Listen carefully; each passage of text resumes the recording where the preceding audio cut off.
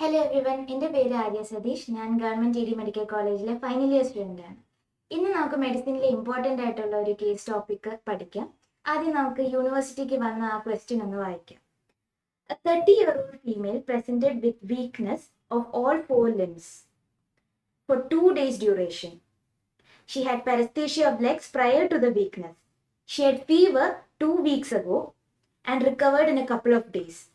On examination, she has areflexic, hypotonic, quadriparesis and a tachypneic. അപ്പം let's dissect all these words. അപ്പം നമുക്ക് weakness of all 4 limbs ഉണ്ട്. 2 days duration ആണ്. It's an acute, ഒരു അക്യൂട്ടായിട്ട് നമുക്ക് ഇതിനെ അക്യൂട്ട് ഓൺസെറ്റ് ആയിട്ട് കരുതാം. Paraesthesia of legs, sensory symptoms ഉണ്ട് വീക്ക്നെസ് കൂടാതെ. ആദ്യം പാരസ്തീഷ്യ, പിന്നെ weakness. Then there is an antecedent event, ഒരു ഫീവർ. ഇറ്റ് കുഡ് ബി ഒരു ഇൻറ്റസ്റ്റൈൻ, ഒരു GI സിംറ്റം ആകാം, അല്ലെങ്കിൽ ഒരു അപ്പർ റെസ്പിറേറ്ററി ട്രാക്ട് ഇൻഫെക്ഷൻ ആകാം.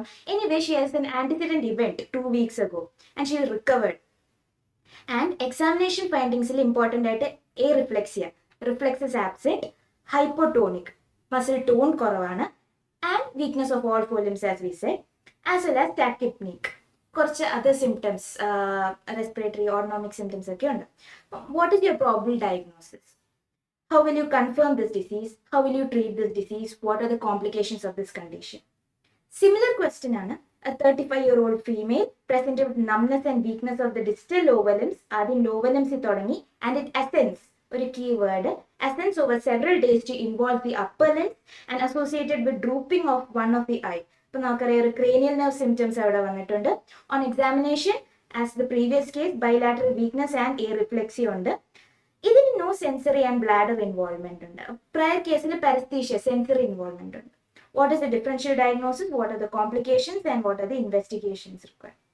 അപ്പം ഈ രണ്ട് കേസിലും നമ്മളുടെ ഡയഗ്നോസിസ് എന്ന് പറയുന്നത് ഒരു ഇമ്പോർട്ടൻ്റ് ആയിട്ടുള്ള ഒരു പെരിഫറൽ ന്യൂറോപ്പത്തിയാണ്, and that is Guillain Barre syndrome.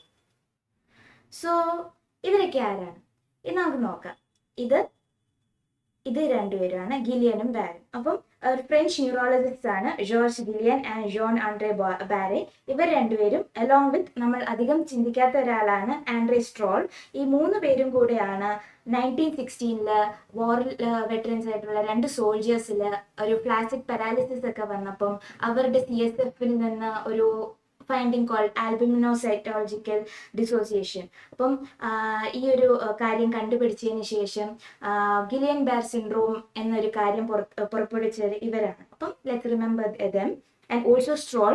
അപ്പം പണ്ട് ഇത് ഗിലിയൻ ബാർ മാത്രമല്ല, ഗിലിയൻ ബാർ സ്ട്രോൾ സിൻഡ്രോം എന്നും വിളിക്കാറുണ്ട്. So what is it exactly? It is an acute inflammatory immune mediated demyelinating polyradiculoneuropathy characterized by rapidly progressive weakness. അപ്പോൾ bilaterally symmetrical ascending paralysis. Each and every word is important. ഈ ഒരു പേജിൽ എല്ലാം അറിഞ്ഞിരുന്ന ഒരു Kylian bar എന്താണെന്ന് ചോദിച്ചാൽ നിങ്ങൾക്ക് പറയാൻ പറ്റും. There is areflexia and variable sensory and autonomic dysfunction. അപ്പോൾ ഓരോന്നും നമുക്ക് നോക്കാം.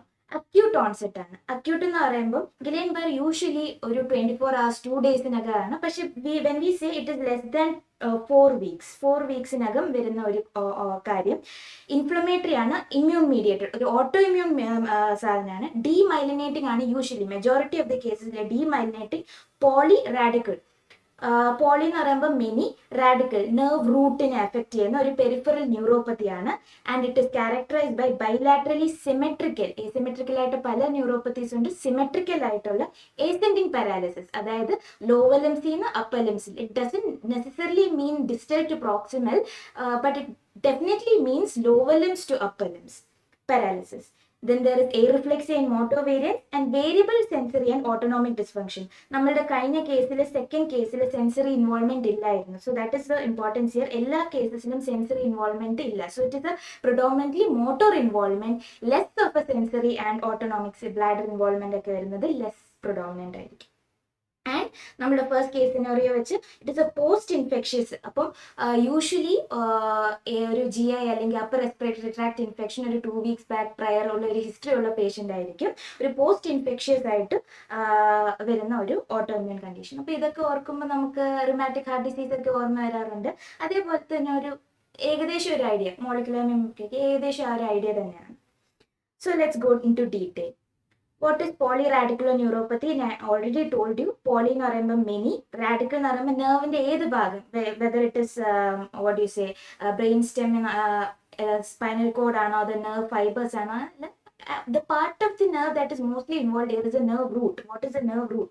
നമ്മൾ ഫസ്റ്റ് ഇയർ അനാറ്റമിയിലൊക്കെ പറഞ്ഞ പോലെ ഡോർസൽ നെർവ് റൂട്ടും വെൻട്രൽ നെർവ് റൂട്ടും ഒക്കെ ഇല്ലേ. ഇപ്പൊ dorsal sensory, ventral nerve, motor nerve roots ഒക്കെ ഇല്ലേ.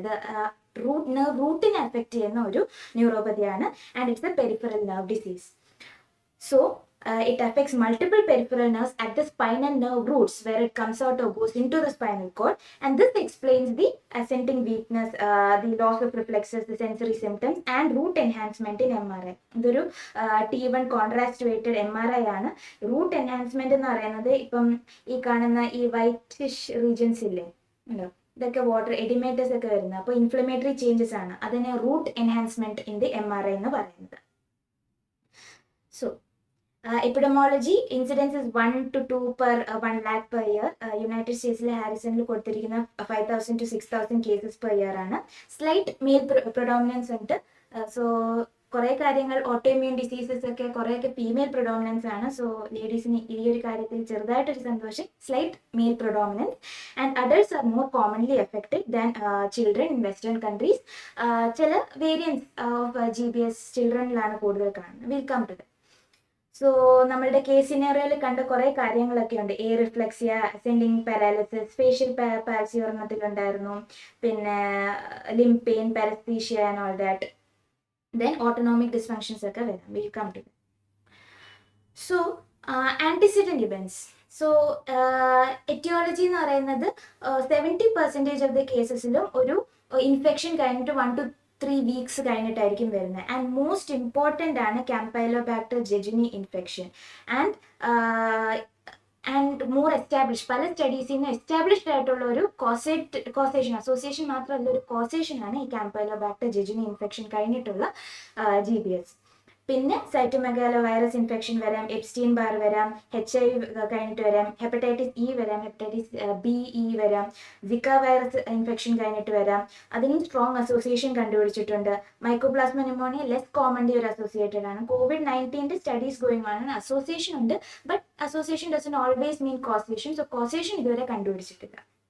And rarely post vaccination, diphtheria vaccination ഒക്കെ കഴിഞ്ഞിട്ടും ഒക്കെ 2 to 3 weeks കഴിഞ്ഞിട്ട് നമുക്ക് ഓട്ടോഇമ്യൂൺ മീഡിയേറ്റഡ് ആയിട്ടുള്ള GBS വരും.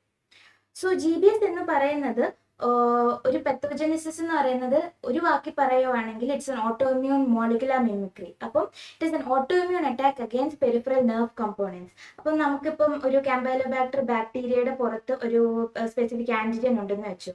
ഈ ആൻറ്റിജൻ വിൽ അഗെയിൻസ്റ്റ് ആയിട്ട് നമ്മുടെ ബോഡീസ് ആൻറ്റിബോഡീസ് ക്രിയേറ്റ് ചെയ്യുന്നു. വാട്ട് ഹാപ്പൻസ് ഇസ് ദാറ്റ് നമ്മളുടെ ഇത് നെർവ് ആണെന്ന് വെച്ചു.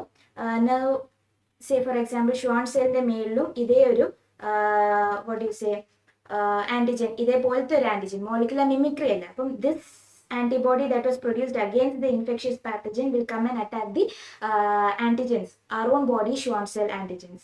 So basically idana molecular mimicry. The microbial antigens resemble gangliosides on the nerves. അപ്പം ക്യാമ്പൈലോബാക്ടറിന്റെ പുറത്തുള്ള gangliosides, basically it is lipid carbohydrate complex. അപ്പം അത് will resemble the antigens present on the surface of neurons. And this molecular mimicry കാരണം the immune system attacks our own neurons at the nerve roots. And എവിടെയെല്ലാം അതിന് act ചെയ്യാം? Sean സെൽസിന്റെ പുറത്തുള്ള myelin ആകാം, അല്ലെങ്കിൽ ആക്സോലെമ്മ ആകാം, അല്ലെങ്കിൽ നോട്ട്സ് ഓഫ് റാൻവിയർ ആകാം. അപ്പം നോഡിലും ഉണ്ട്, നോട്ട്സിലും മാത്രമല്ല, അതായത് ആക്സോൺസിലും നോട്ട്സിലും മാത്രമല്ല ഷോൺ സെൽസ് മൈലിനിലും ഇത് ആക്ട് ചെയ്യുന്നുണ്ട്. സോ പെത്തോജനിസിസ് പറഞ്ഞിട്ട് അതിൻ്റെ ഡീറ്റെയിൽസിൽ പോകുന്നതിന് മുമ്പ് what you have to understand is that GBS is not a single disease.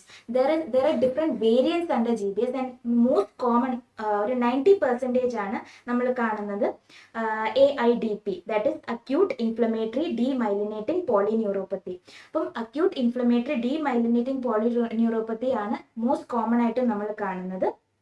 അഡൾട്ട്സിനെ affect ചെയ്യുന്നു. And it is a demyelinating. അപ്പം നമുക്കറിയാം നെർവിൻ്റെ ഏത് ഭാഗത്തായിരിക്കും വരുന്നത്. ഇപ്പം നെർവിൻ്റെ ഓക്കെ, എൻ്റെ മൈലിൻ ഇരിക്കുന്ന ഭാഗത്ത് ഷോൺ സെൽസ് ഒക്കെ അറിയാമല്ലോ, അപ്പം ഡീമൈലിനേറ്റിംഗ് ആയിട്ടുള്ള ഡിസീസ് ആയിരിക്കും. That means there will be something that affects the axons or the nodes of Van ഈ ഭാഗത്തൊക്കെ വരുന്ന ഉണ്ടാവും. That is the next one. Acute motor axonal neuropathy. As the name states, AMN അല്ലെങ്കിൽ acute motor axonal neuropathy is affecting the antigens of the axon. And it affects both children and young adults, mostly children എന്ന് പറയുന്നു. അപ്പോൾ if you have an MCQ which variant affects children, you're given options, you probably choose AMN instead of the others. So, and the first attack is on the nodes of Ranvier, axonal areas, nodes where the sodium channels are more. അപ്പം അവിടെ ആയിരിക്കും attack കൂടുതൽ. Then next variant is acute motor sensory axonal neuropathy, AMSAN. This is mostly in adults, less commonly in children. And this is also an axonal variant, and it has both motor as well as sensory features.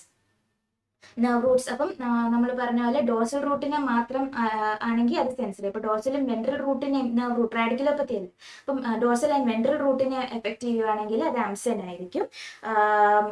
Ventral root മാത്രമാണെങ്കിൽ അത് ആമൻ ആയിരിക്കും. Then there is something called Miller-Fisher syndrome, which is a variant of GBS, and it is an important triad is associated with it. That is ophthalmoplegia, that is weakness of the ocular muscles, ataxia, and areflexia. So compared to say AIDP and all, this ataxia AIDP-ലില്ല. Miller-Fisher ഒരു ട്രയാഡാണ് ophthalmoplegia, ataxia, areflexia. The antibodies and all, we'll come to that specific ഏതിനുള്ളതാണെന്ന്. But this can be either axonal or demyelinating. So it is rarer than AIDP, and what do you say, ഈ triad എപ്പോഴും ഓർക്കുക, ophthalmoplegia, ataxia, areflexia. So the main variants of GBS ആണ് ഇത്. കുറച്ചും കൂടി ഉണ്ട്. The main variants of GBS we tell once again: AIDP, acute inflammatory demyelinating polyneuropathy, that is the more common one, and it is demyelinating. Myelin ആണ് അത് effect ചെയ്യുന്നത്. Next is AMN and AMSAN, acute motor axonal neuropathy, which is affecting the motor axonal part of the nerve root, and the AMSAN affects both the sensory and motor nerve roots in the axons. And Miller-Fisher, which is characterized by a very important triad of ophthalmoplegia, ataxia, that is gait disturbance, and areflexia, absence of reflexes, and it can be axonal or demyelination pathology, and it is quite rare compared to GBS. So, ഈ variants ഒക്കെ ഉണ്ടെന്ന് മനസ്സിൽ വെച്ചുകൊണ്ട് നമുക്ക് കുറച്ചും കൂടെ detail ആയിട്ട് പോയാണെങ്കിൽ which antibody is the causative for each of these variants എന്ന് ജസ്റ്റ് ഒന്ന് നോക്കാം. ഒന്ന് കേട്ടിരിക്കുക, പിന്നെയും വരുമ്പോൾ നിങ്ങളത് പഠിച്ചോളൂ. ഇമ്പോർട്ടൻ്റ് ആയിട്ടും നമുക്ക് അറിയേണ്ടത് the antibodies that are being produced are IgG antibodies. There are very vast ആയിട്ടുള്ള ഇമ്മ്യൂൺ മീഡിയേറ്റഡ് റെസ്പോൺസ് ആണ് അതിൽ ആൻറ്റിബോഡീസ് പ്രൊഡ്യൂസ് ചെയ്യുന്നത് നിങ്ങൾ അറിഞ്ഞാൽ മതി. അപ്പോൾ ആൻറ്റിബോഡീസ് പ്രൊഡ്യൂസ് ചെയ്യുന്നത് IgG ഓട്ടോ ആൻറ്റിബോഡീസ് ആണ്. നമ്മളുടെ AIDP-യിൽ കാണുന്നത് ഇതുവരെ നമ്മൾ സ്പെസിഫിക് ആയിട്ട് ഒരു ആന്റിബോഡി അല്ലെങ്കിൽ ഒരു ആന്റിജനെ നമ്മൾ ഡിസ്കവർ ചെയ്തിട്ടില്ല. As per researches are going on for AIDP, there are several antigen against several antigens antibodies ഉണ്ടാക്കുന്നുണ്ട്. അതുകൊണ്ടാണ് ഇവിടെ നൺ എന്ന് കൊടുത്തിരിക്കുന്നത്. കൃത്യമായിട്ട് നമുക്ക് പറയാനായിട്ടില്ല. Then there is acute motor axonal neuropathy. In that GM1 GD1A എന്ന് പറയുന്ന ഓട്ടോ ആന്റിബോഡീസ് ആണ് ഉണ്ടാകുന്നത്. ഗാംഗ്ലിയോസൈഡ്, മോണോസിയാലിക് ആസിഡ് 1, ഡൈസിയാലിക് ആസിഡ് 1, പിന്നെ T വരുവാണെങ്കിൽ ട്രൈസിയാലിക്, Q വരുവാണെങ്കിൽ ക്വാട്രിസിയാലിക് ആസിഡ് 1. അങ്ങനെ auto antibodies ആണ്. Try to remember which auto antibody is produced in each of the main variants. So there is acute motor sensory AMSAN GM1 GD1A, AMN GM1 GD1A തന്നെയാണ്. There is another variant, we'll come to it, called the pharyngeal cervical brachial weakness, that is more affecting the upper, it's what do you say, focal ആയിട്ടുള്ള ഒരു motor variant എന്ന് വേണമെങ്കിൽ പറയാം. അതിൽ GT1A ആണ് കൂടുതലായിട്ട് produce ചെയ്യുന്ന ആന്റിബോഡി. പിന്നെ Miller-Fisher നമ്മൾ പറഞ്ഞ ആ ട്രയാഡുള്ള Miller-Fisher GQ1B and GT1A ഉണ്ട്, ബട്ട് മെയിൻലി GQ1B ആന്റിബോഡിയാണ് പ്രൊഡ്യൂസ് ചെയ്യുന്നത്. അപ്പം ഓൾ ദീസ് ആന്റിബോഡീസിന്റെ chemical structures it would be good if you know that, but it's not as necessary. അപ്പം ഇതെല്ലാം നമ്മളുടെ മനസ്സിൽ വെച്ചുകൊണ്ട് നമുക്ക് pathology, what is the pathogenesis എന്നൊന്ന് നമുക്ക് ഒന്ന് നോക്കാം. So we know that there is an ഇപ്പം മോസ്റ്റ് കോമൺലി ആയിട്ടുള്ളത് AIDP ആണ്. അതിൽ ഒരു അൺഐഡന്റിഫൈഡ് ആയിട്ടുള്ള ആന്റിജൻ ഉണ്ടായിരിക്കും. That is similar to the നമ്മുടെ ക്യാമ്പൈലോബാക്ടർ ജെജിനിയുടെ സർഫസിൽ ഉണ്ടായിരുന്ന ഗാംഗ്ലിയോസൈറ്റ് ടൈപ്പ് ആന്റിജൻ ആയിരിക്കും. അതിനെ മിമിക് ചെയ്യുന്ന ടൈപ്പ് ഒരു പ്രോട്ടീൻ, ഒരു മോളിക്യൂൾ ഇവിടെ ഉണ്ട്. അപ്പം the antibodies that were produced against the pathogen is now going to affect the antigen that is present on the myelin sheath of the ഷോൺസിൽ. അപ്പം ഇത് ഒരു ഡീമൈലിനേറ്റിംഗ് ആണല്ലോ AIDP. അപ്പം മൈലിൻ ഷീറ്റിൽ ഈ ആന്റിജൻ അഗെയിൻസ്റ്റ് ആയിട്ട് ആന്റിബോഡീസ് പ്രൊഡ്യൂസ് ചെയ്യുന്നു. And in other cases, for example, axonal variants, that antigen will be present in the nodes of Ranvier അല്ലെങ്കിൽ ആക്സോണിന്റെ സർഫസിലായിരിക്കും ഉണ്ടാകുന്നത്. അതിന് അഗെയിൻസ്റ്റ് ആയിട്ടാണ് ആന്റിബോഡീസ് പ്രൊഡ്യൂസ് ചെയ്യുന്നത്. സോ ആന്റിബോഡീസ് എങ്ങനെ ഉണ്ടാകുന്നു എന്നുള്ളത് നിങ്ങൾ കുറച്ച് ഡീറ്റെയിൽ ആയിട്ട് അറിയാൻ ആഗ്രഹമുള്ളവരാണെങ്കിൽ AIDPയിൽ ഓട്ടോ ആന്റിബോഡീസ് എവിടെയായിരിക്കും? മൈലിൽ അല്ലെങ്കിൽ ഷോൺ സെല്ലിലായിരിക്കും ആന്റിജൻസ്. അതിന് അഗെയിൻസ്റ്റ് ആയിരിക്കും ഓട്ടോ ആന്റിബോഡീസ് ഉണ്ടാകുന്നത്. അപ്പോൾ കോംപ്ലിമെന്റ് സിസ്റ്റം ആക്ടിവേറ്റ് ചെയ്യുന്നു, മെംബ്രെയിൻ അറ്റാക്ക് കോംപ്ലക്സ് ഫോം ചെയ്യുന്നു. And membrane attack complex form ചെയ്യുമ്പോൾ they will be macrophages that are going to come near to the axons. ആ ഒരു ന്യൂറോൺ ബ്ലഡ് ബാരിയർ അങ്ങ് lost ആയിട്ട് macrophages വന്ന് ഇൻവേഡ് ചെയ്യുന്നു. അങ്ങനെ ഷോൺ സെൽ മെംബ്രെയിൻ ഡീജനറേറ്റ് ആവുന്നു ആൻഡ് മൈലിൻ അങ്ങ് സ്ട്രിപ്പ് ഓഫ് ആവുന്നു. So there is demyelination. So this will lead to demyelination. And demyelination, conduction block and weakness, areflexia എല്ലാം നമ്മൾ ഓൾറെഡി പഠിച്ചതെല്ലാം ഇപ്പോഴാണ് സംഭവിക്കുന്നത്. ഇനി ആക്സോണൽ വേരിയൻസ് നമ്മൾ പഠിച്ചില്ലേ, AMAN and AMSAN and all that. അപ്പം what is the target here? These targets are the gangliocytes that are present at the nodes of Ranvier. Nodes of Ranvier നമ്മൾ സോൾട്ടേറ്ററി conduction ഒക്കെ first ഇയറിൽ പഠിച്ചിട്ടുണ്ട്. അവിടെയാണ് നമ്മുടെ voltage gated sodium channels ഉള്ളത്. അപ്പം ആ ഒരു റീജിയനിലായിരിക്കും ആന്റിബോഡീസ് വന്ന് അറ്റാക്ക് ചെയ്യുന്നത്. അപ്പം അവിടുത്തെ നോഡൽ ആക്സോലെമ്മയിൽ ആന്റിബോഡീസ് വരുന്നു. particularly GM1, GD1A, IgG type antibodies വരുന്നു. കോംപ്ലിമെന്റ് ആക്ടിവേഷൻ അറ്റാക്ക് കോംപ്ലക്സ് ഒക്കെ ഫോം ചെയ്യുന്നു. അപ്പം അവിടുത്തെ സോഡിയം ചാനൽസിന്റെ ക്ലസ്റ്റേഴ്സ് ഡിസപ്പിയർ ആവുന്നു. അവിടെ സോഡിയം ചാനൽസ് ഉണ്ട്, അത് പോകുന്നു. ആൻഡ് പാരനോഡൽ മൈലിൻ ഷീറ്റ്, അപ്പം നോഡിന് അടുത്തുള്ള പാരനോഡൽ, ഇപ്പം ഇപ്പോൾ ഇതാണ് നമ്മളുടെ ആക്സോൺ, അത് നമ്മളുടെ ഷോൺ സെല്ലും മൈലിനും. ഇവിടെയാണ് നമ്മളുടെ അറ്റാക്ക് നടക്കുന്ന ആക്സോണൽ വേരിയൻസിൽ. അതിൻ്റെ അടുത്തുള്ള പാരാനോഡൽ ആയിട്ടുള്ള myelin sheet will get also stripped of and this leads to nerve conduction failure and muscle weakness and all that. Axonal degeneration എല്ലാം ഉണ്ടാവും. ആൻഡ് ഈ ഡാമേജ് ആയിട്ടുള്ള മൈലിനായാലും ആക്സോൺസിനായാലും എല്ലാം എടുത്തു മാറ്റാനായിട്ട് നമ്മുടെ മാക്രോഫേജസ് അവിടെ എത്തിയിട്ടുണ്ടാവും. So compared to the demyelination variant, axonal variation ഒരു poor prognosis ആണുള്ളത്. Slower recovery if degeneration occurs. So this is just again AIDPയിൽ primary demyelination ആണ്. അമാൻ അല്ലെങ്കിൽ അംസാനിലെ ആക്സോണൽ ആൻഡ് നോഡൽ ഇഞ്ചുറി ആണ് ഉണ്ടാകുന്നത്. ഷോൺ സെൽസ് ആണ് അറ്റാക്ക് ആയപ്പെടുന്നത് AIDPയിൽ. അമാൻ അംസാനിലെ axolemma at the nodes are attacked. Then the conduction block is due to the myelin loss. Myelin ആണ് പോകുന്നത്. And the conduction failure is due to the nodal dysfunction. ആ saltatory conduction നടക്കുന്ന നോഡ്സിലല്ലേ, nodal dysfunction കാരണമാണ് conduction failure, nerve conduction failure നടക്കുന്നത്. Usually better recovery with AIDP and axon തന്നെ പോകുന്നത് കൊണ്ട് there will be worse prognosis for AMAN and AMSAN. So each ടൈപ്പിനെ പറ്റി ജസ്റ്റ് ഒന്നുകൂടെ നമുക്ക് പഠിക്കാം. AIDP is the more common acute inflammatory demyelinating polyradiculoneuropathy and it is more common variant in Europe and North America.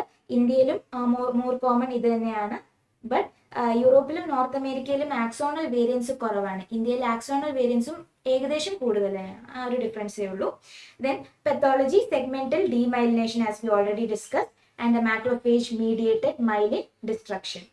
Then there will be ascending paralysis as we said. Ascending എന്ന് പറയുമ്പോൾ lower limbs to upper limbs, upper limbs, പിന്നെ pharynx region. If it reaches the cranial nerves, lower cranial nerves to upper cranial nerves roots. പിന്നെ അത് കഴിഞ്ഞിട്ട് cranial nerve effect ചെയ്തു എന്ന് വെച്ചാൽ then definitely അത് ബ്രെയിൻ സ്റ്റെം റീച്ച് ചെയ്തിട്ടുണ്ട്. അപ്പോൾ ബ്രെയിൻ സ്റ്റെമിനെ എഫക്ട് ചെയ്ത റെസ്പിറേറ്ററി പാരാലിസിസ്, ആ ഒരു കോഴ്സ് ആണ് ഉണ്ടാകുന്നത്. Then there is areflexia.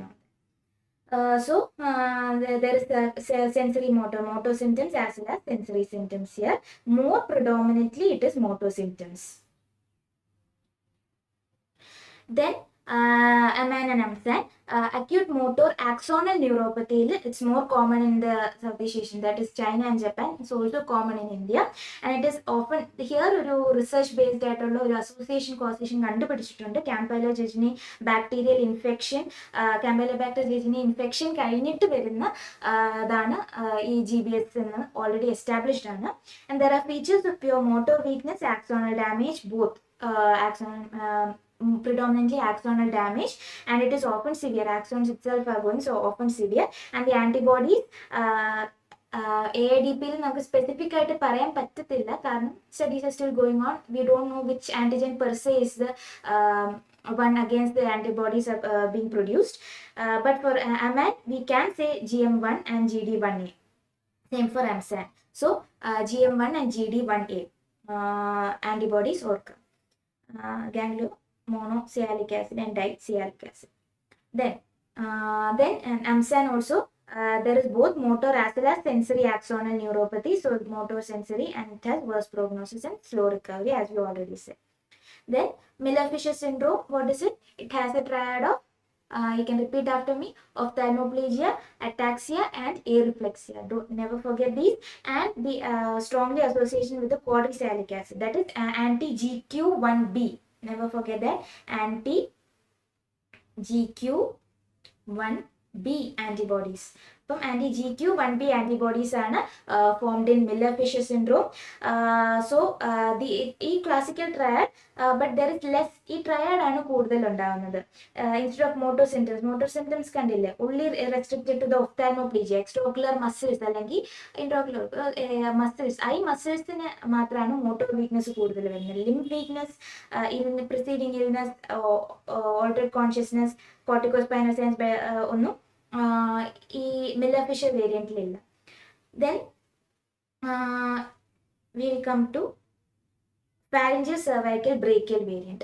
So ഇത് വേണമെങ്കിൽ നമുക്ക് പറയാം, മുമ്പ് കണ്ട നമ്മളുടെ what do you say, ഈ classic sensory motor variant that is restricted to the upper part എന്ന് വേണമെങ്കിൽ നമ്മൾക്ക് ഇതിനെ കൺസിഡർ ചെയ്യാം. That is restricted to the pharyngeal and brachial and cervical part. This characterizes that there is neck weakness, upper limb weakness, and there is bulbar weakness. There is chance of respiratory failure. So pharyngeal cervical brachial variant is associated with which antibody? Anti-GT1A antibody. So the antibody that was associated with Miller-Fisher was anti-GQ1B antibody. The antibody associated with AMAN and AMSAN were anti-GM1 and anti-GD1A antibodies.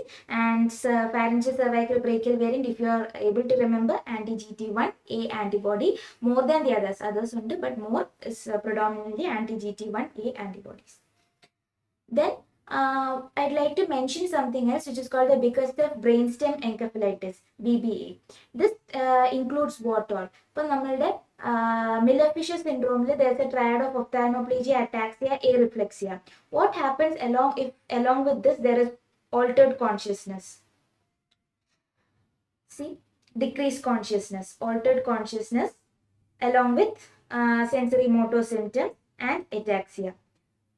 Above the triad of Miller-Fisher and Miller-Fisher anti-GQ antibodies plus there are features of decreased consciousness, that is encephalitis features. The cerebrum, cortex kind cerebrത്തിൽ എത്തിയിട്ടുണ്ട്. അപ്പം encephalitis features, decreased consciousness ഒക്കെ ഉണ്ട്.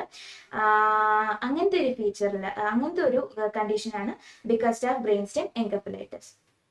So we can say it is another variant of Miller-Fisher. And one thing to note here is there is hyperreflexia. AIDP-ലൊക്കെ areflexia ആയിരുന്നു. There is hyperreflexia, encephalitis, അതായത് decreased consciousness with MFS-ന്റെ triad എന്നുണ്ടെങ്കിൽ you have to think about Bickerstaff brainstem encephalitis. So this is just what you say, a compilation of everything. A classical AIDP എന്ന് പറയുമ്പം sensory motor ആയിട്ടുള്ള features throughout ഉണ്ടായിരിക്കും. It is an ascending paralysis. Maybe variable ആണ്, maybe sensory features like paresthesia ഒക്കെ ഉണ്ടാവും, and it will ascend, motor features predominant ആവും, and it will ascend from lower limbs to the upper limbs.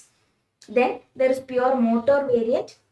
Just understand that there is a pure motor variant. Then there is a pure sensory variant.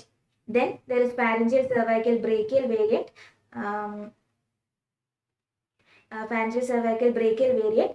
Then Miller-Fisher syndrome and because they have brainstem encephalitis, we have all discussed.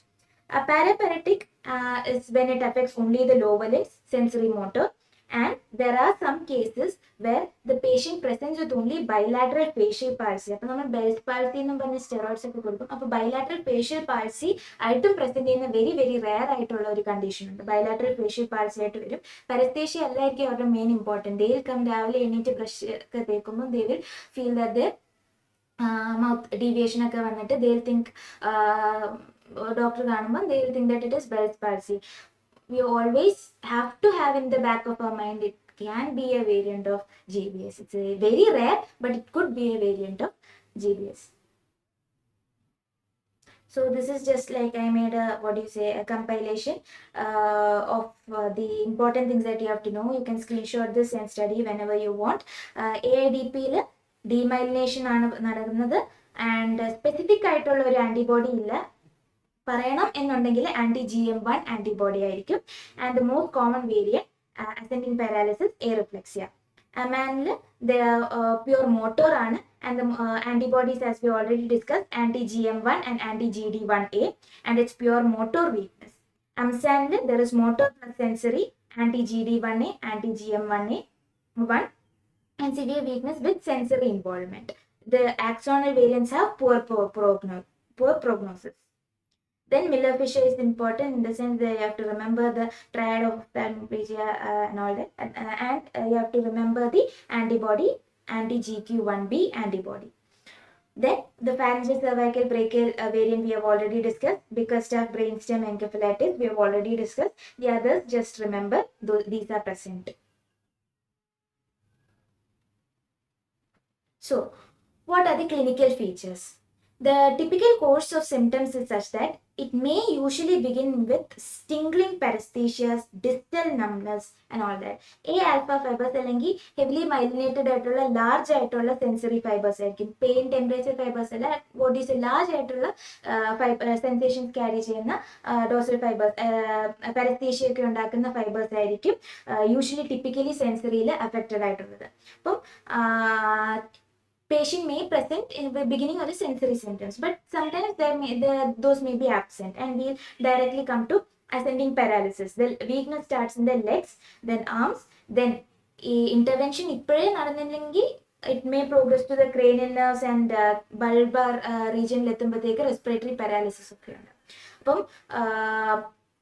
The weakness we have to that is what you say the golden period എന്നൊക്കെ പറയുന്ന പോലെ we have to intervene early before it reaches to the respiratory paralysis phase. So you'll always have to have this GBS in the diagnosis in the back of our mind.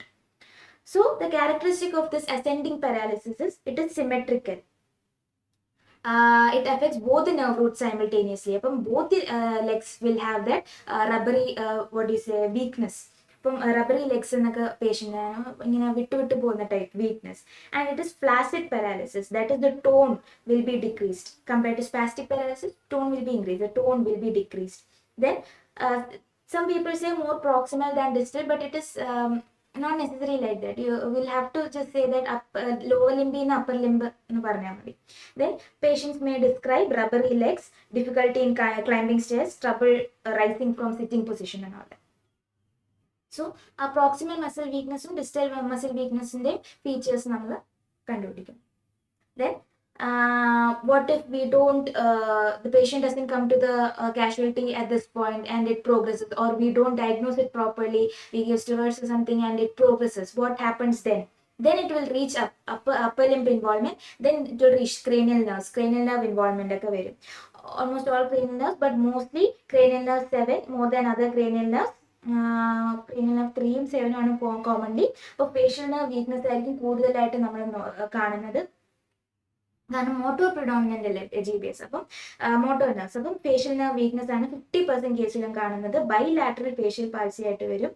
Bilateral facial പാൾസിക്ക് കുറച്ച് DDs ഒക്കെ ഉള്ളൂ. ഇപ്പോൾ say for example സാർക്കോയിഡോസിസ്, ചിലവർ limes disease എന്നൊക്കെ പറയും, but clinically സാർക്കോയിഡോസിസ് ഒക്കെ ഉണ്ട്. അപ്പം we have to think apart from those, we have to think about GBS also.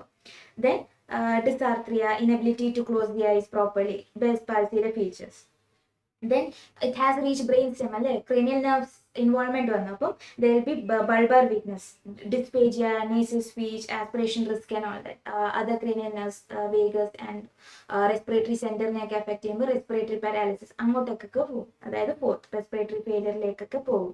20 to 30% of the cases will go to respiratory failure. ഞാൻ പറഞ്ഞ പോലെ early diagnosis is thus very very important. And ഇതൊരു acute ആയിട്ടുള്ള ഒരു autoimmune condition ആണ്. അപ്പം ആ acute എന്നൊരു ഫീച്ചർ എപ്പോഴും ഓർക്കുക. Early just like what you say ന്യൂറോളജിയിൽ ഇമ്പോർട്ടൻ്റ് ആയിട്ട് നമ്മൾ ഏർലി ഡയഗ്നോസിസ് പറയുന്ന സ്ട്രോക്ക് എന്ന് പറയുന്നത് പോലെ GBS ഏർലി ഡയഗ്നോസിസ് ഒരു golden what you say period തന്നെയാണ്. Then features suggesting of impending respiratory failure എന്ന് പറയുമ്പോൾ പേഷ്യൻറ്റിന് weakening of cough, inability to count in one breath, അങ്ങനത്തെ കാര്യങ്ങളൊക്കെ വരുമ്പോൾ വീക്കണിങ് കോഫും നെക്ക് വീക്ക്നെസ് ഒക്കെയാണ് നമുക്ക് പേഷ്യൻറ്റിൽ കാണാൻ പറ്റുന്നത് ക്ലിനിക്കലി. അപ്പം എന്തായാലും റെസ്പിറേറ്ററി ഫെയിലിയർ സ്റ്റേജിൽ എത്തിയിട്ടുണ്ടെന്ന് നമുക്ക് മനസ്സിലാവും. Then it's variable, we'll get autonomic dysfunction, but it is the most important actually. Why do I say that? See, നമുക്ക് റെസ്പിറേറ്ററി വീക്ക്നെസ് ഒക്കെ ഇമ്പോർട്ടൻ്റ് ആണ്, it's fatal, that is true. But the autonomic weakness, what does it include? Blood pressure fluctuation, then bradycardia, tachycardia and all that. We know that what do you say, orthostatic hypertension ഞാനൊരു case ആയിട്ട് പറയാം. ഒരു patient orthostatic hypertension GBS കാണിക്കുന്നുണ്ടെങ്കിൽ that is autonomic nerve dysfunction. അതായത് autonomic nerves are affected and what happens here is patient sleeping സുപ്പൈനിൽ നിന്ന് സ്റ്റാൻഡിങ്ങിലോട്ട് പോകുമ്പോൾ മോർ ദൻ 3 minutes ഡ്യൂറേഷനിൽ there is a blood pressure variation, that is fall in BP, systolic BP more than 20 mmHg and diastolic BP more than 10 mmHg. അപ്പം orthostatic hypertension ഒരു normal പേഴ്സണിൽ നമ്മൾ stand ചെയ്യുമ്പോൾ ആ ബ്ലഡ് താഴോട്ട് പൂൾ ചെയ്യുന്നത് ആ ഹൈപ്പോടെൻഷന് against ആയിട്ട് നമ്മളുടെ what you say neuro chemo receptor mechanisms കാരണം what happens is the blood pressure will increase, the carotid sinus, carotid body and all that if already studied in physiology, and they will respond, they will increase the sympathetic tone, they will increase the they will cause tachycardia, increase the cardiac output, peripheral vasoconstriction and all that, a normal individual. But what if the autonomic system is affected? What if the sympathetic parasympathetic systems are affected? In such cases, which we can see in some cases of Guillain Barre, there will be blood pressure fluctuation, postural hypotension as I already said, and cardiac arrhythmias. We know that the rhythm of the heart is under this predominantly parasympathetic control, and cardiac arrhythmias and other autonomic abnormalities like sweating abnormalities and all that. So all these manifestations are more important in the sense that blood pressure fluctuations നമ്മൾ കണ്ടുപിടിച്ചില്ലെങ്കിൽ that can be fatal. Respiratory failure and all, it's easier to understand. So if we don't monitor the blood pressure too, if we don't identify that there is autonomic dysfunction, that is more what do you say, concerning. Then variably bladder involvement ഉണ്ടാകും. It's very transient. So compared to other neuropathies, compared to spinal cord tumors and all, for example, spinal cord tumors can also present with paralysis, right? So compared to that, നമുക്ക് ഒരു differentiate ചെയ്യാൻ പറ്റുന്നത് GBS bladder symptoms ഒക്കെ transient ആയിരിക്കും. പക്ഷേ spinal cord അല്ലെങ്കിൽ spinal lesions, transactions ഒക്കെ ആണെങ്കിൽ bladder involvement will be predominant. So the time course is pretty important. It is an acute autoimmune bilaterally ascending paralysis, polyradiculoneuropathy and all that. So acute, it progresses within hours to days. അപ്പം ഒരു patient ഇന്നൊരു ദിവസം അത് നടന്നു, ഇന്നൊരു ദിവസമാണ് എനിക്ക് symptoms start ചെയ്തത് എന്ന് പറയും. ഒരു ദിവസം 2 ദിവസത്തിനുള്ള അത് വേർഡ്സ് ആയി എന്ന് പേഷ്യൻറ്റ് പറയും. So and maximum progression within 4 weeks. 4 weeks is important in the sense that if it is beyond 4 weeks, we have to consider chronic ആയിട്ടുള്ള neuropathies. So within 4 weeks, acute ആയിട്ടുള്ള 4 weeks, within 24 hours, 2 days itself, if it happens, it is GBS. Then after that there will be a plateau, and it will progress in either way. It will either worsen, or if we do the intervention correctly, it will get better. So clinical course ഒന്നുകൂടെ നമ്മൾ പറയുവാണെങ്കിൽ more than 24 hours since the incident the patient നമ്മളുടെ കാഷ്വാലിറ്റിയിലായിരിക്കും present ചെയ്യുന്നത്. കാരണം ഒരു acute ആയിട്ടുള്ള event ഇല്ല. അപ്പോൾ പേഷ്യൻറ്റ് കാഷ്വാലിറ്റിയിൽ പ്രസൻറ്റ് ചെയ്യുമ്പോൾ ദർ വിൽ ബി എക്സാമിനേഷനിൽ റിഫ്ലെക്സിക് ആയിട്ടുള്ള അസെൻഡിങ് പാരാലിസിസ് ആയിരിക്കും. ഓക്കെ, അസെൻഡിങ് പാരാലിസിസ് എന്ന് പറയുമ്പോൾ ലോവർ ലിംബ് ആയിരിക്കും ആദ്യം എഫക്റ്റ് ആവുന്നത്, പിന്നീട് പ്രോഗ്രസ് ചെയ്ത് അപ്പർ ലിംബിലോട്ട് വരും. Then if still we have not diagnosed or still intervention is not done, there will be cranial nerve involvement, more cranial nerve 7 more than the other motor nerves. Cranial nerve 3 ഒക്കെ വെച്ച് compare ചെയ്യുമ്പോൾ cranial nerve 7 involvement ആയിരിക്കും. By this time ഇത് ഈ ഒരു ഫേസിലേക്ക് progress ചെയ്യുന്ന ഒരു 30% കേസസേ ഉണ്ടാകത്തുള്ളൂ. Then what happens is brain stem involvement. Brain stem involvement വരുമ്പോൾ what will happen? Respiratory centre ഒക്കെ അവിടെ അല്ലേ, റെസ്പിറേറ്ററി പാരാലിസിസിന്റെ റിസ്ക് ഉണ്ട്. Then this would mean that the patient would need prompt ICU admission and ventilator support. So this would be the clinical course. So since നമ്മൾ clinical ഫീച്ചേഴ്സും clinical കോഴ്സിന്റെ ഒരു understanding എത്തിയിട്ടുണ്ടെന്നുള്ള ഒരു ബേസിസിൽ what all are the investigations that are usually done in a GBS case? You are going to make the diagnosis primarily clinically. Correct diagnosis ഒക്കെ ഉണ്ടാവും, but CSF and all will be നമ്മൾ ചെയ്യുന്നത് ഒരു 1 week duration ഒക്കെ കഴിഞ്ഞിട്ടായിരിക്കും ഇതൊക്കെ positive ആണ്. അപ്പോൾ mainly what you have to do is nerve conduction studies and all that. But I'm going to start with cerebrospinal fluid analysis because exam point of view ഈ term എഴുതുന്നത് ഒരു important ആയിട്ടുള്ള ഒരു mark yielding ആയിട്ടുള്ള ഒരു point ആണ്. MCQസിൽ important ആണ്. What is that term? Albuminocytologic dissociation. അപ്പം cerebrospinal fluidൽ there will be albuminocytologic dissociation. What does that mean? Albuminocytology. So there will be high albumin content and decreased number of cells.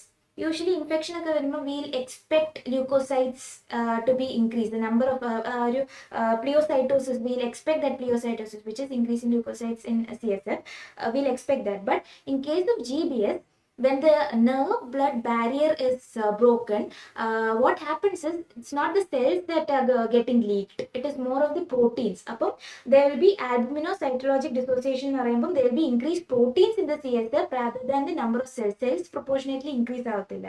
So there will be less than 50 cells per microliter and there will be high protein content in the cerebrospinal fluid, which is a classic finding of GBS. There are other conditions with albuminocytologic, but still GBS in classically നമ്മൾ പറയുന്ന ഈ word ആണ്. It is important you mention this in the exam paper under investigations because it is അത്ര yielding ആണ്, അത് മറക്കരുത്.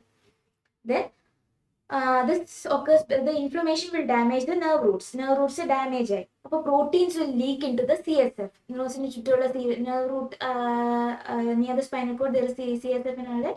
So the proteins will leak into the CSF, but there will be less cellular inflammation. The cellular inflammation, cells invading the barrier is going to be less. So what happens, what clinically important for us to remember is that the CSF will be normal in the first 48 hours to the 10 days duration. Our duration CSF normal ആയിരിക്കും. ഈ albuminocytologic dissociation we are not going to see. So clinically, if you don't see the albuminocytologic dissociation, doesn't mean that you're going to disregard GBS as your differential diagnosis. If it is there, then okay, you can be sure that it could probably be GBS. But if it's not there, it doesn't mean that it's not GBS. That's what you have to remember clinically. So some other conditions in which albuminocytologic dissociation is seen is GBS is predominant 90% cases AIDP, അതായത് acute inflammatory demyelinating polyneuropathy. ഇപ്പോൾ AIDPയിൽ കാണും, അതായത് Guillain Barre syndrome root inflammation കാരണം കാണും. Then the chronic inflammatory edema, CIDP. We'll come to that at the end. CIDP chronic root inflammation albuminous-cytologic dissociation കാണും. Then spinal tumors CSF flow obstruction കാരണം ആ ഒരു ബാരിയറിന്റെ ഒരു ഡിസ്ഫങ്ഷൻ കാരണം the proteins will leak out and that can cause albuminous-cytologic dissociation. It's also sometimes seen in diabetes associated nerve root damage and sarcoidosis. There will be inflammatory protein leak. There will be dissociation, that is the cells won't be as increased as the increase in the amount of protein that is leaked out. Cell leakage will be less compared to the protein leakage. So GBS CSF എന്താ കാണുന്നത് നമ്മൾ പഠിച്ചു. But primarily ഫസ്റ്റിൽ തന്നെ നമ്മൾ ആ ഡീമൈലിനേഷനെ കണ്ടുപിടിക്കുന്നതാണ് electrophysiology, NCS, അതായത് nerve conduction study അല്ലെങ്കിൽ ഇലക്ട്രോമയോഗ്രഫി. അപ്പം നെർവ് കണ്ടക്ഷൻ സ്റ്റഡി അല്ലെങ്കിൽ ഇലക്ട്രോമയോഗ്രഫിയിലൂടെയാണ് നമ്മൾ what do you say demyelination pathology നമ്മൾ കണ്ടുപിടിക്കുന്നത്. അപ്പോൾ what do we see? You don't have to go into the detail in-depth analysis of all of this, but still എന്താണ് നമ്മൾ nerve conduction സ്റ്റഡിയിൽ കാണുന്നത്? Nerve conduction study what we do is we place electrodes outside. സ്കിന്നിലായിരിക്കും നമ്മൾ electrodes എഴുതുന്നത് nerve conduction സ്റ്റഡീസിൽ. പിന്നെ ഇലക്ട്രോമയോഗ്രഫിയിൽ wheel puttu gauge ഒക്കെ വെച്ച് we'll put the electrodes into the muscles. So it's like ഒരു machine ഉണ്ട്, അതിന്റെ വയറിംഗ് നോക്കുന്നതാണ് നെർവ് കണ്ടക്ഷൻ സ്റ്റഡി. ആൻഡ് ആ മെഷീൻ ഇറ്റ്സെൽഫിന്റെ പത്തോളജി എന്താണെന്ന് നോക്കുന്നതാണ് നമ്മൾ ഇലക്ട്രോമയോഗ്രഫിയിലൂടെ നോക്കുന്നത്. അപ്പം വാട്ട് എവർ ഇറ്റ് ഇസ്, ഇലക്ട്രോഫിസിയോളജിയിൽ what we are going to find out remember there will be conduction block due to the demyelination or due to the axonal injury. If it's axonal variants, there will be slow conduction velocity, prolonged distal latency. There will be latency, there is delay in conduction and narnyamadi. There are some features in electromyography and nerve conduction. There are some waves in NCS called F waves and H reflex and all that. If you would like to know that in detail, it's interesting, you can go and read. The F waves will be delayed in case of nerve conduction study ചെയ്യുമ്പോൾ, and there will be temporal dispersion. അതായത് normal കേസിൽ all the waves should be conducted equally ഒരു മസിലിലേക്ക്. But in case of demyelinating diseases പല waves പല സ്പീഡ്സിലായിരിക്കും conduction ചെയ്യുന്നത്.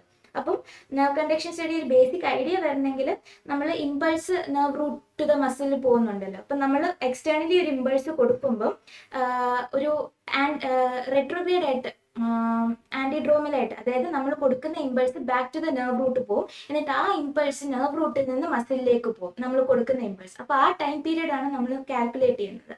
അപ്പം നെർവ് റൂട്ടിലേക്ക് പോയിട്ട് നെർവ് റൂട്ടിൽ നിന്ന് മസിലിലോട്ട് പോകുന്ന ആ ടൈം പീരീഡിന്റെ ലേറ്റൻസി ഒക്കെയാണ് നമ്മൾ ഈ പറയുന്ന കാര്യങ്ങൾ, prolong distal latency and all that. Then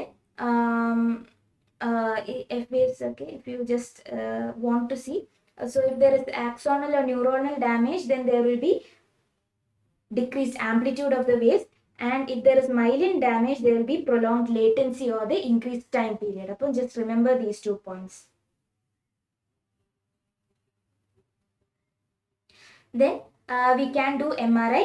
As I already said, there will be enhancement of the spinal nerve roots. This is a T1 weighted MRI. If you are interested in radiology, T1 with contrast ആണ് ഇത് നമ്മൾ usually ചെയ്യുന്നത്. അതിൽ you can see ഇവിടെ triangular ആയിട്ട് കുറച്ച് white ആയിട്ട് ഇങ്ങനെ ഇരിക്കുന്നില്ലേ. അപ്പം നമ്മുടെ നെർവ് റൂട്ടിന് അടുത്തുള്ള മെനിഞ്ചസിന്റെ ഒരു എൻഹാൻസ്മെന്റ് ആണ്. എഡിമ വാട്ടർ ഒക്കെ വരുന്ന എഡിമ കാരണം വരുന്ന ഒരു എൻഹാൻസ്മെന്റ് ആണ്, നെർവ് റൂട്ട് എൻഹാൻസ്മെന്റ് ആണ് നമ്മൾ കാണുന്നത് MRI വിത്ത് കോൺട്രാസ്റ്റ്. MRI T1 അല്ലെങ്കിൽ T2 നോർമലി ചെയ്യുമ്പോൾ we won't be able to see all this. With contrast ആണ് നമ്മൾ ചെയ്യുന്നത്, എസ്പെഷ്യലി ഇൻ ദ ലോവർ. അപ്പോൾ കോഡൈക്വൈനൊക്കെ ലോവർ ആയിട്ട് വരുന്നത്, അവിടെയാണ് നമുക്ക് ഒരു എൻഹാൻസ്മെന്റ് വരുന്നത്. And this enhancement literally means inflammation. Then of course we have to find out whether these antibodies are produced. അപ്പോൾ ആന്റിബോഡി assays, immuno assays നമ്മൾ ചെയ്യും to find out if it is MN, GM1, axonal GM1 അല്ലെങ്കിൽ GD1A, Miller Fisher GQ variants, and pharyngeal cervical brachial variant GT1A ഒക്കെ നമ്മൾ കണ്ടുപിടിക്കാം. Then these are all the investigations that we are going to do, and there is something that was given in the Harrison textbook called the Brighton criteria for the diagnosis of GBS and Miller Fisher. So Brighton criteria വായിച്ച് വരുമ്പം കുറേ കാര്യങ്ങളുണ്ട്. അപ്പം GBS ആണെന്ന് നമുക്ക് diagnose ചെയ്യണമെങ്കിൽ there are different levels of diagnosis. Level 1 is extremely certain, നല്ലൊരു certain diagnosis പറയാം. ലെവൽ 2 എന്ന് പറയുമ്പോൾ ലെസ് സർട്ടൺ ഡയഗ്നോസിസ് ആണ്. ലെവൽ 3 എന്ന് പറയുമ്പോൾ ഈവൻ ലെസർ ആയിട്ടുള്ള certainty of diagnosis. What does that മീൻ? ഇത് വായിച്ച് വരുമ്പോൾ നമുക്ക് മനസ്സിലാവും. Level 1 diagnostic certainty of GBS എന്ന് പറയുകയാണെങ്കിൽ there will be bilateral ascending flaccid weakness of the limbs, decreased reflexes, areflexia. Then there will be a preceding illness and monophasic illness pattern and interval between onset and nadir of weakness. അതായത് there will be a onset of the weakness and the uppermost part of the weakness ഇടയിൽ ഒരു pattern, ഒരു acute phase pattern ഉണ്ടായിരിക്കും, which and that time period is 12 hours to 28 days. But നമ്മളുടെ ഒരു clinically നമുക്ക് 12 to 24 hours കാണും. ആ 4 weeks duration ഒന്നും ആവശ്യം വരത്തില്ല. Then electrophysiological findings, as we said, nerve conduction studies decreased conduction velocity അല്ലെങ്കിൽ amplitude is decreased in axonal variance and conduction velocity is decreased and latency is increased in demyelination variance. അപ്പോൾ അതും ഉണ്ട്. And albumocytologic dissociation ഉണ്ടെങ്കിൽ വിത്ത് alternative diagnosis എല്ലാം rule out ഒക്കെ ചെയ്തിട്ടുണ്ടെങ്കിലേ നമുക്ക് level 1 certainty എന്ന് പറയാൻ പറ്റും. ലെവൽ 2 സർട്ടനിറ്റിയിൽ അപ്പോൾ എന്താണ്? Bilateral weakness, decrease reflexes, acute onsetness, CSF albumocytologic variation. പക്ഷേ it doesn't mean that all of this other. ചിലപ്പോൾ ഇലക്ട്രോ ഫിസിയോളജിക്കൽ സ്റ്റഡീസ് നമുക്ക് അവൈലബിൾ അല്ലായിരിക്കും. അപ്പോൾ നമുക്ക് സർട്ടനിറ്റി കുറച്ചുകൂടെ കുറയും. Level 3 certainty is even lesser. So the same thing is applicable in Miller-Fisher also. Miller-Fisherലും അതേ സാധനങ്ങൾ അതേപോലത്തെയാണ് അവർ പറയുന്നത്. So the easy way to remember this Brighton criteria is that level 1 certainty എന്ന് പറയുകയാണെങ്കിൽ നമുക്ക് ക്ലിനിക്കലി പ്രൂവ് ചെയ്യണം, CSF പ്രൂവ് ചെയ്യണം, nerve conduction സ്റ്റഡീസിലും prove ചെയ്യണം. ലെവൽ 2 പറയുകയാണെങ്കിൽ clinical and either CSF or nerve conduction study finding. Level 3 എന്ന് പറയുമ്പോൾ ക്ലിനിക്കൽ ഡയഗ്നോസിസ് ഉണ്ട്.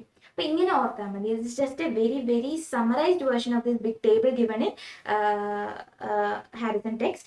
So it's just remember that to diagnose GBS, the Brighton criteria is being used for the certainty for diagnosis of GBS, and there are 3 levels of certainty, and as the levels decrease, it means that our available modalities of other investigations were not available and our certainty is reduced എന്ന് പറഞ്ഞാൽ മതി. So as I said, ഈ ഒരു ascending paralysis weakness ഒക്കെ വേണം കുറച്ച് ഡിഫറൻഷ്യേറ്റ്സ് നമ്മൾ എപ്പോഴും ഓർക്കേണ്ടത്. പോളിയോ മൈലൈറ്റിസ് ഇപ്പോൾ വാക്സിനേഷൻ കാരണം അത്ര പ്രിഡോമിനൻ്റ് അല്ല. And how to distinguish it is asymmetric and there will be associated fever and all that.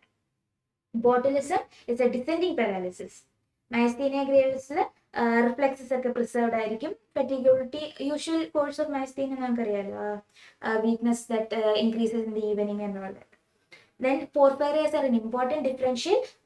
Porphyrias almost similar presentations ഒക്കെ ഉണ്ടാകും. And we are going to differentiate it with other features of porphyria. Differentiate this from GBS with other features of porphyria like abdominal pain and psychiatric symptoms, urinary color and all that. Then diphtheria will have early bulbar involvement, not like lower limbs and upper limbs, and the early bulbar involvement ആയിരിക്കും diphtheria post vaccination of diphtheria and all that.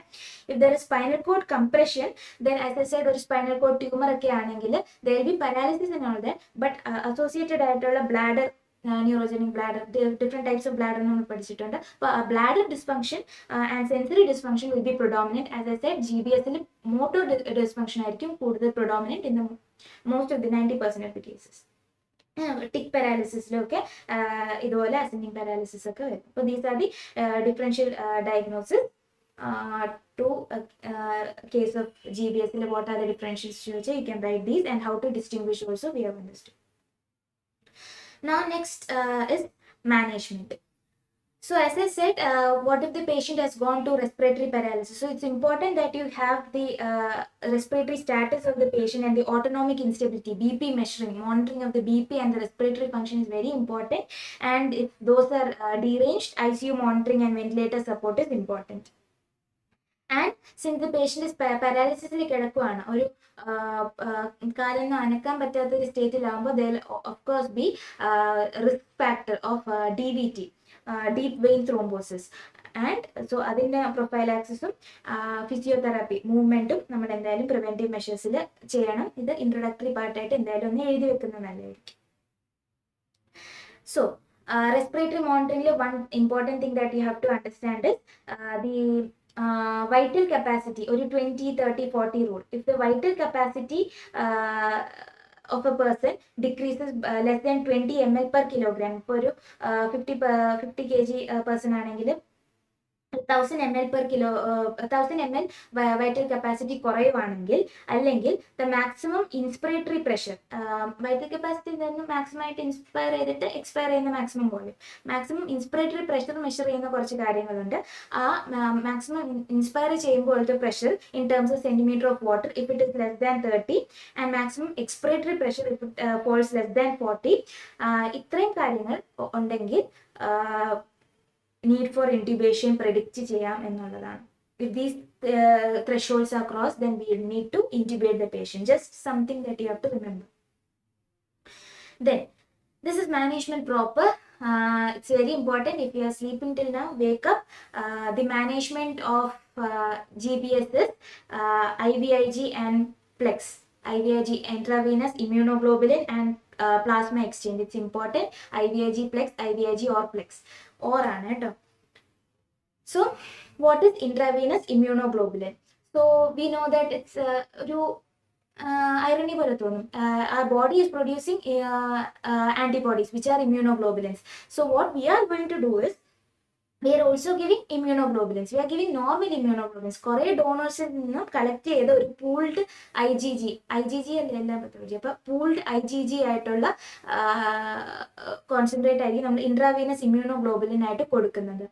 Expensive yes, but we are going to give this. What happens is it has കുറേ normal ആയിട്ടുള്ള immunoglobulins കൊടുത്ത് abnormal ഇമ്മ്യൂണോഗ്ലോബുലിൻസിന്റെ എഫക്റ്റും complement ആക്ടിവേഷനും എല്ലാം കുറയ്ക്കുന്നതാണ് ഇതിന്റെ working mechanism. അപ്പം IVIG നമ്മൾ കൊടുക്കുന്ന dose is very important. Try to remember it. 0.4 gram per kilogram per day for 5 days.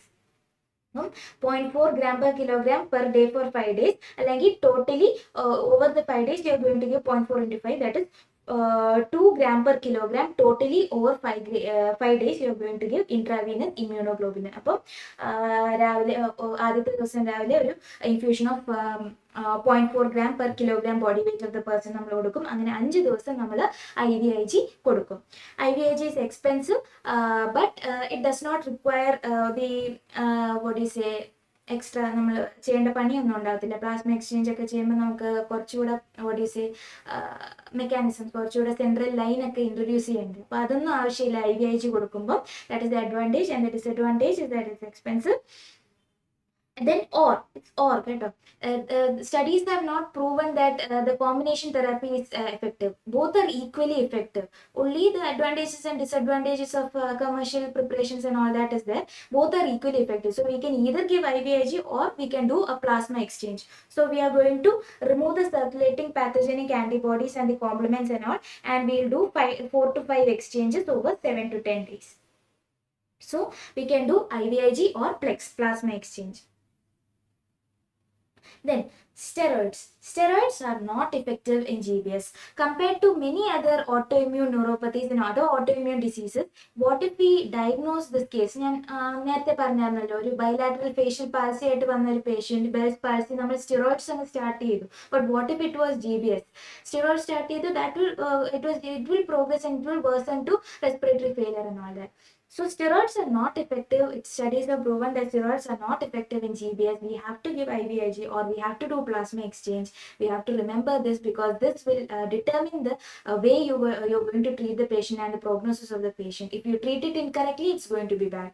So we have to remember that steroids are ineffective with Guillain Barre Syndrome. Then prognosis, 80 to 85% will recover well. There's mortality of 4 to 5%. Some may retain residual deficits. Older age, rapid progression, ventilator require definitely means that the prognosis is worse. Then axonal involvement as compared to myelin involvement. Axonal involvement means that it is poorer prognosis. And if we delay the treatment, that also leads to poor prognosis. So if there is a relapse or if there is a worsening of the patient more than say 9 weeks duration കഴിഞ്ഞിട്ട് patient worse ആയി അല്ലെങ്കിൽ there is more than 3 times of relapsing of this weakness, then what we have to do is that we have to consider this as a CIDP, chronic inflammatory demyelinating polyneuropathy. We'll come to that. So ഈ ഒരു case എന്തായാലും ഓർക്കുക, ഇതൊരു NEET PG question ആണ്. അപ്പം relapse വരുന്നുണ്ടെങ്കിൽ it is not acute, it's a chronic, it may later develop into, it's a completely different pathology, so it may later develop into chronic inflammatory demyelinating polyneuropathy. Then there's something that is not given in the text, but it's important in the sense there is a outcome scoring. അപ്പോൾ GBS ന്റെ outcome score ചെയ്യാനുള്ള ഒരു modified Erasmus GBS outcome score, Egoss എന്ന് പറയുന്ന അല്ലെങ്കിൽ modified Erasmus GBS outcome scoring system ഉണ്ട്. what we are doing is ഒരു പേഷ്യന്റിന്റെ outcome we can predict within 4 weeks, 3 months or 6 months based on the score. അപ്പോൾ let's see that. What are the parameters that we are going to consider? If the age is less than 40, a young patient and prognosis is better, and so score 0 ആയിരിക്കും. ഇപ്പോൾ age is more than 60 ആണെങ്കിൽ അതിനൊരു വലിയ score ആയിരിക്കും, ഒരു 2 score നമ്മൾ കൊടുക്കും. Preceding infection ഒക്കെ ഉണ്ടെങ്കിൽ അത് GBS സിഗ്നിഫൈ ചെയ്യുന്നതാണെന്നുള്ളൊരു ഡയറിയൽ ഇൻഫെക്ഷൻ, കാമ്പൈലോബാക്ടർ ജെനിനി, അതൊക്കെ ഓർക്കുക. പ്രിസീഡിങ് ഡയറിയ ഇൻഫെക്ഷൻ ഒക്കെ ഉണ്ടെങ്കിൽ that means there is 1 score. Then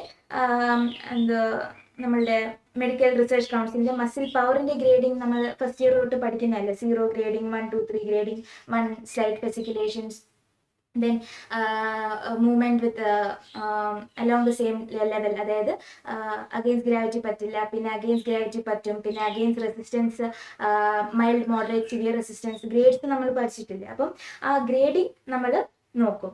ആ ഗ്രേഡിംഗ് എന്തിലൊക്കെ നോക്കും? നമ്മളൊരു 6 മസിൽ ഗ്രൂപ്പ്സിലായിരിക്കും നോക്കുന്നത്. നമ്മളുടെ ഷോൾഡറിന്റെ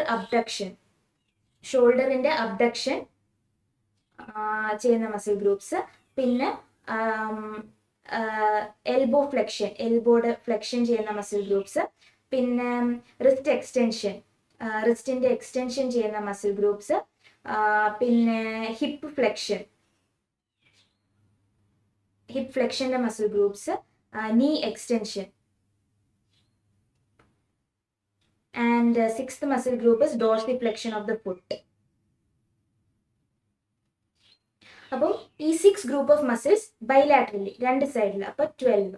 അപ്പം 12 ആണ് 12 ഗ്രൂപ്പ്സ് ഓഫ് മസിലിന്റെ പവർ. ഇപ്പം എല്ലാത്തിനും പവർ 5 ഉണ്ടെന്ന് വെച്ചാൽ അപ്പോൾ 12 × 5 എല്ലാം പെർഫെക്റ്റ് ആണ്. അപ്പോൾ 12 × 5 = 60. അപ്പം പെർഫെക്റ്റ് സ്കോർ എന്ന് പറയുമ്പോൾ 60 ഒക്കെ വരുമ്പോൾ പ്രോഗ്നോസിസ് ഗുഡ്, അപ്പം 0 കൊടുത്താൽ മതി. അപ്പം what if the power is all low, അപ്പം 12 ഒക്കെ ആണെങ്കിൽ, എല്ലാം 1 ആണെന്നുണ്ടെങ്കിൽ 12 ഒക്കെ ആണെങ്കിൽ സ്കോർ കൂടും, 8 കൂടും. അപ്പം നമ്മളൊന്ന് ആഡ് ചെയ്തു. ഇപ്പം ഒരു 60 year old മെയിൽ വിത്ത് എല്ലാ മസിൽ ഗ്രൂപ്പ് ഓഫ് പവറിനും ഒറ്റ 1 ഗ്രേഡ് പവറേ ഉള്ളൂ എന്നൊക്കെ വെച്ചു. ആൻഡ് പ്രിസീഡിങ് ഡയറി ഒക്കെ ഉണ്ടായിരുന്നു. അപ്പൊ 60 എന്ന് പറയുമ്പോൾ 2 ആണ് സ്കോർ. പ്രിസീഡിങ് ഡയറി ഉണ്ട് +1 പ്ലസ് 12 അല്ലേ, നമ്മളുടെ മസിൽ പവറിന്റെ കാൽക്കുലേഷൻ വരുമ്പോൾ 12, അപ്പം +8, അപ്പം ഒരു 11 ഒക്കെ വന്നു. ഇപ്പൊ മോർ ദാൻ 5 ഒക്കെ ആണെങ്കിൽ ദ ഔട്ട്കം എന്ന് പറയുന്ന റിക്കവറി ഭയങ്കര പൂർ ആയിരിക്കും. High risk of inability to walk independently within 6 months. അപ്പം ഈഗോസിന്റെ score, modified Erasmus GBS outcome score കൂടുന്തോറും the outcome will be poor. ഇപ്പോൾ ഒരു 0 to 2 സ്കോർ ആണെങ്കിൽ ഗുഡ് റിക്കവറി ഈസ് എക്സ്പെക്ടഡ്. അപ്പോൾ പ്രോഗ്നോസിസ് പറയുമ്പോൾ 80 to 85% വിൽ റിക്കവർ വെൽ എന്ന് പറയുമ്പോൾ ഈ പ്രഡിക്റ്റഡ് പ്രോഗ്നോസിസ് 0 to 2 അല്ലെങ്കിൽ 3 to 4 മാക്സിമം ഒക്കെ വരും എന്നാണ് അതിനർത്ഥം. Then something that I want to know, നമ്മൾ എൻഡ് ചെയ്യുന്നതിന് മുമ്പ് ക്രോണിക് ഇമ്മ്യൂൺ മീഡിയേറ്റഡ് ഡീമൈലിനേറ്റിംഗ് പോളിന്യൂറോപ്പത്തിനെ പറ്റി ഒന്ന് അറിയുന്നത് നല്ലതായിരിക്കും. CIDP versus AIDP ഒരു കമ്പാരിസൺ ടേബിൾ ഉണ്ടാക്കിയിട്ടുണ്ട്. So when the course is more than 8 weeks കടന്നിട്ടുണ്ടെങ്കിൽ അത് എന്തായാലും CIDP ആയിരിക്കും. AIDPയുടെ ഡെഫിനിഷനിൽ തന്നെ അക്യൂട്ട് ഓൺസെറ്റ്, അതും less than 4 weeks and more clinically will find it within 24 to 2 days and all that. So 8 weeks കൂടുതലാണെങ്കിൽ അത് CIDP ആയിരിക്കും നമ്മളുടെ diagnosis. The patient will come to you in the OP. കാഷ്വാലിറ്റിയിലല്ലായിരിക്കും വരുന്ന patient കുറെ കാലമായിട്ടുള്ള weakness ആയിട്ട് OPയിലായിരിക്കും വരുന്നത്. പക്ഷെ AIDP ആയിട്ട് വരുന്നത് കാഷ്വാലിറ്റിയിലായിരിക്കും. The presentation in CIDP will be subacute and Chronic, it's always acute in AIDP. Preceding infection in history will be more seen in AIDP cases. Then the causes of CIDP is secondary to multiple myeloma, POEMS syndrome, HIV, SLE, Hodgkin's and all that. AIDP, it's molecular mimicry infections and main antecedent events. We'll come to this detail at later. Then ANS symptoms is ANS symptoms present, variably present, and it's important in case of AIDP. It's absent in CIDP. Then CIDP എപ്പോഴും നമ്മൾ ഓർക്കേണ്ട രണ്ട് വാക്കാണ് nerve thickening and relapsing polyneuropathy. As I said earlier, if the neuropathy, polyneuropathy, if it's relapsing, especially more than 3 times in all that, it is CIDP. And nerve thickening ന്റെ ഒരു differential diagnosis, leprosy ഒക്കെ പോലെ നമ്മൾ ഓർക്കേണ്ട ഒരു കാര്യമാണ് CIDP. Then cranial nerve involvement is 30% in AIDP, only 10% in CIDP. Ventilator requirement is often needed if severe cases of AIDP. It's not needed in CIDP. Patient in weakness symptoms. Then mortality is 10 to 15 in AIDP. Treatment is very important. That is, steroids are the drug of choice in CIDP. Steroids have no role in AIDP. നമ്മൾ ഇത്രയും പഠിച്ചതിൽ നിന്ന് എന്തെങ്കിലുമൊക്കെ take home ചെയ്യുകയാണെങ്കിൽ you have to understand IVIG plex for AIDP and steroids for CIDP. We can do plasma exchange for CIDP to remove those antibodies and all that. And we can give IVIG for pure motor variants of CIDP. Then affected symptoms, motor ആയിരുന്നു കൂടുതൽ in AIDP, sensory ആണ് കൂടുതൽ in CIDP. So I'd like to say that what do you say, if there is anything that you have to take home from all this is the important things. What is the definition? Acute bilaterally symmetrical ആയിട്ടുള്ള ascending paralysis ഉള്ള polyradiculo neuropathy, peripheral neuropathy, less than 4 weeks. ഈ കാര്യങ്ങളൊക്കെ ഓർക്കുക. There are several variants, AIDP, AMAN and AMSAN, and other variants like pharyngobrachial, cervical and all that. We have to remember each of the antibodies, and we have to remember the investigations. Adile CSF finding of albuminocytologic dissociation is very, very important. Then one another thing is the management, IVIG, intravenous immunoglobulin and plasma exchange, plex. These points at least you have to remember at the end of this session. So we can come back to our university question. We have read the case and what will be the probable diagnosis, how will you confirm the disease, how will you treat the disease. The probable diagnosis GBS, specifically the presentation. In presentation there will be acute paralysis, ascending sensory motor involvement. This will probably be AIDP. We'll confirm the diagnosis. First, cerebrospinal fluid. It's better to write nerve conduction study. That is earlier ആയിട്ട് നമുക്ക് കണ്ടുപിടിക്കും. CSF findings ഒരു week ഒക്കെ എടുക്കും വരാൻ. CSF ഫൈൻഡിങ്സിൽ എന്തായാലും ഈ വാക്കുകൾ എഴുതണം. Albuminocytologic dissociation, which is characterized by high protein levels and normal or less white blood cell count. Then nerve conduction സ്റ്റഡീസിൽ ഡീമൈലിനേഷൻ്റെ, അതായത് കണ്ടക്ഷൻ സ്പീഡ് കുറയുന്നു അല്ലെങ്കിൽ ആംപ്ലിറ്റ്യൂഡ് കുറയുന്നു. ഡീമൈലിനേഷൻ ആണെങ്കിൽ യൂഷ്വലി സ്പീഡാണ് കുറയുന്നത്.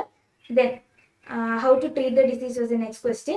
IVIG dose, try to remember the dose, 2 gram per kilogram per day totally. അതായത് 0.4 gram per kilogram per day over 5 days നമ്മൾ കൊടുക്കും. Plasma exchange കൊടുക്കും. ആൻഡ് സപ്പോർട്ടീവ് കെയറിൻ്റെ കാര്യങ്ങളൊക്കെ ഓർക്കുക. ഡീറ്റെയിൽ ആയിട്ട് എന്തായാലും എക്സ്പാൻഡ് ചെയ്ത് എഴുതണം. And complications of respiratory failure, autonomic dysfunction and deep vein thrombosis, because ആൾ അനങ്ങാതിരിക്കുന്നതുകൊണ്ട് deep vein thrombosis due to the immobility.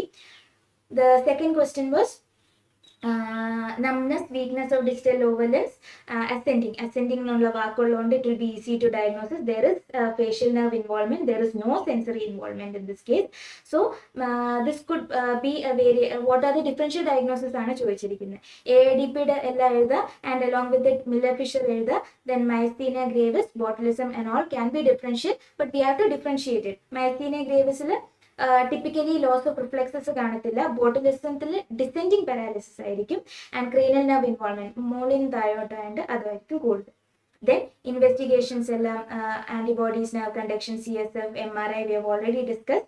Then complications also we have discussed, aspiration pneumonia, then pressure source due to the immobility. If it is since there is eye ocular muscle involvement, ophthalmoplegia, if it doesn't recover, internal there will be permanent visual symptoms. Then management and all we have already discussed.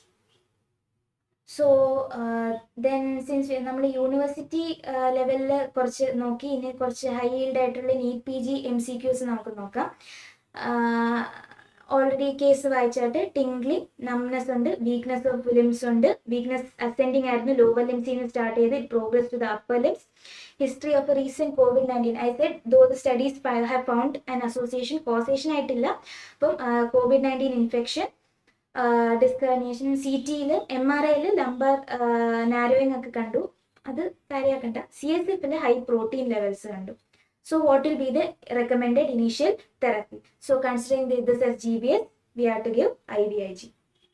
Then which type of GBS is more commonly affected in the pediatric age group? As I said, AMAN, motor axonal neuropathy ആയിരിക്കും കൂടുതൽ. Then which of the following sensory deficits is affected in a patient with GBS? It's going to be pain, temperature, touch and small fibers ആയിരിക്കും, less myelinated ആയിരിക്കും. Proprioception ആയിരിക്കും large A alpha fibers. അപ്പം myelination കൂടുതലുള്ളതുകൊണ്ട് those will be affected first.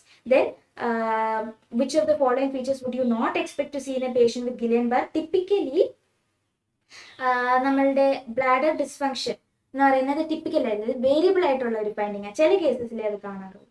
Then in a patient with GBS, chronic inflammatory demyelinating polyneuropathy is suspected. When CIDP is suspected, when I already discussed it, when the option when the GBS deteriorates, GBS 9 weeks and there will be at least 3 relapses.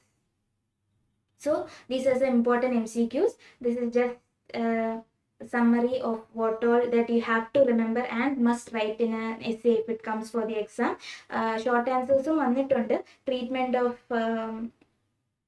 acute inflammatory demyelinating vannittunde, AIDP treatment, pinne peripheral neuropathy kadiyil idu endayalum ezhudanam. So we have already discussed all of this. Antecedent events, ascending paralysis ne patti ellam parnittunde, deep tendon reflexes, pinne diagnosis il കാണുന്നതും, CSF findings, electrodiagnostic features. Then variants are very important and each of these antibodies, try to remember those. Treatment IVIG and Plex, never forget that steroids are not effective in GBS. So that's it guys. I hope that you have got an overview understanding of Guillain Barre syndrome. Neurology stroke in pole important interesting one of the topics on GBS. It is really was. There may be some things that I might have missed, but exam point of view and NEET PG point of view, I have covered a lot of topics. Hope you understood. Until next time.